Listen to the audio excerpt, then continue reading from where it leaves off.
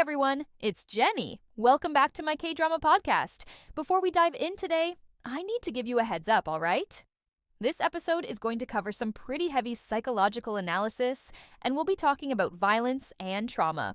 So, if that makes you uncomfortable, feel free to hit that back button right now.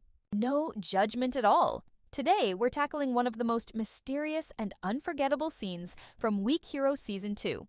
That boxing ring dream sequence where Si-eun meets Beom-seok after his car accident. After reading some really sharp theories from subscribers about this scene, I realized I needed to completely rethink everything I thought about this meaningful boxing ring sequence. I'm talking about that intense scene where Si-eun finally falls into deep sleep after the car accident and has this powerful dream where he encounters Beom-seok in a boxing ring, and this skinny boy, wearing the same black t-shirt from the most destructive moment of his life, stares at his friend with this piercing expression and leaves him with these cryptic words, "I wasn't looking for an apology from you." What the heck does that even mean, right? What did this tragic boy in Si-eun's dream really want to hear from his friend? Before I share the subscriber analyses, I need to say something. Everyone who sent me their thoughts about this sequence clearly has as much love for Beom-seok's character as I do. Even if some uncomfortable theories come up, let's not forget that we all genuinely care about this character, all right? So one subscriber's theory goes like this, and this is pretty heavy stuff. They think Beom-seok actually died when he was forced to study abroad in the Philippines. Yeah, there's a real possibility of that. If this theory is right, then what Si-eun saw in his dream wasn't just some leftover trauma, but something way more supernatural.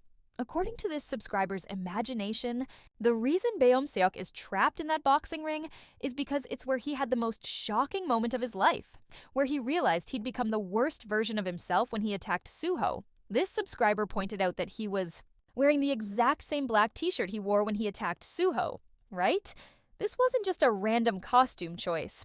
It was intentional symbolism showing that this poor boy is frozen forever in that rock-bottom moment. The subscriber thinks Beom-seok might have taken his own life after being forced to go to the Philippines, unable to bear the guilt. And here's the part that gave me chills when I read this theory. You know how Si-eun couldn't wake up for a whole day after the accident? Most fans can guess it's because he was drowning in guilt, thinking everything was his fault. Well, according to this subscriber's theory, Beom-seok was trying to pull Si-eun into that same guilt trap, but after their deep conversation in the ring, Si-eun was finally able to let go of that guilt and wake up. But here's the most heartbreaking part. This subscriber let their imagination run a bit more, and it was a really interesting perspective. Suho actually took a long time to wake up from his coma, 1 year and 9 months. He really pitied his poor friend, so maybe he stayed on the edge. Between life and death, longer for Beom-seok's sake. That's what they guessed was the reason Suho took so long to wake up from his coma. Pretty interesting take, right? Of course, not everyone agrees with this death theory. Other subscribers came up with completely different but equally heartbreaking interpretations. They think the boy is still alive in the Philippines but sacrificed his freedom so Suho could continue getting treatment. Think about it. Suho was in a vegetative coma state in a private hospital room for almost 2 years. Who was paying those massive hospital bills? Suho was just a boy supporting his grandmother, This theory suggests that Beom-seok has been following his adoptive father's orders well in the Philippines.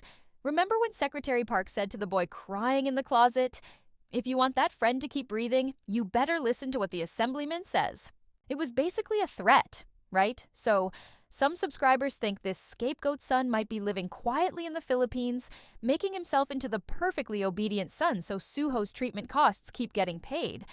Both interpretations have something in common, though. The boxing ring symbolizes the psychological prison Beom-seok created for himself, a place where he can't escape the weight of what he did to his most beloved friend, constantly reliving his worst moment. Meanwhile, there's also this subscriber interpretation. Maybe this isn't about Beom-seok at all, but about Si-eun's own trauma, The boy in the black t-shirt in the dream might just be Si-eun's projection, his way of processing complex emotions like guilt, anger, confusion, and even love for his old friend. There's a part in the official script that really broke my heart when I read it. At the end, there's this rolling paper where the actors wrote messages to each other as their characters. Beom-seok's message was so simple, but it just hurt my heart. To Suho, he said, "I really looked up to you. I really loved you. I'm sorry. I'm really sorry." Suhoya. And to Si-eun, he sent this message. "Si-eun, I'm sorry. I'm really sorry." In these simple messages that actor Kyung interpreted, there's everything about his character: admiration, love, and overwhelming guilt. Whether you think this boy is dead, alive, or just a projection of Si-eun's trauma, this scene gives us powerful cinematic symbolism. Si-eun confronts his feelings about what already happened, and by doing that, well, he's able to move forward. This protagonist keeps overcoming his growing pains. After reading all these subscriber theories and rewatching that scene multiple times, I realized just how brilliant and ambiguous this scene really is.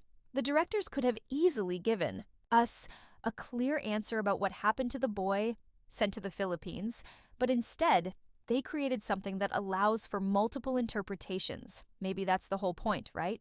Maybe what matters isn't the exact truth about whether Beom-seok is alive or dead, but what that scene represents: the need to overcome trauma, face guilt, and find ways to move forward from destructive experiences. What do you think about this? Meaningful boxing ring sequence? I'd love to hear your thoughts. Thanks for listening, and I'll be back with another episode. Have a great day.